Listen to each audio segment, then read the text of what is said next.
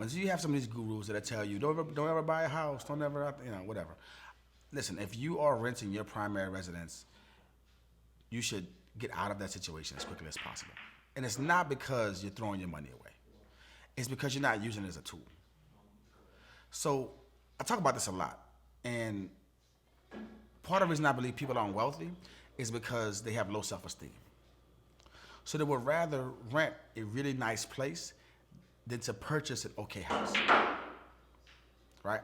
And so you could live in a decent house in a decent neighborhood for a decent price, but people want to live better, right? And so they're actually going in the wrong direction as far as building wealth because they're not using the money that they're making as a tool. They're not using their job as a tool. So if you're renting right now, no knock on it. I've rented, right? I've rented for a long time. But at the end of the day, I wasn't building any wealth.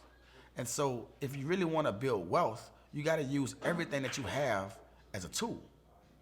Your job is a tool. Your credit is a tool. Your consistent income is a tool. Use where you live as a tool. Because you have to live somewhere. You might as well gain wealth when you're doing so.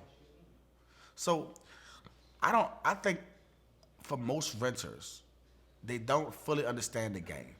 And the game really is the demand for rent, especially in urban areas, are going up. Which means when demand goes up, so do prices. So your residence is going to be more expensive next year, period. Some 10%, some 20%. That's a fact. So why, when you can lock in a rate for 30 years and you know it's not going up at all? It's just using what you have as a better tool. So I'm not saying like go break your lease tomorrow, right? I'm not saying that. What I'm saying is you need to start looking at money as a tool versus looking at it, what's a better way of saying it?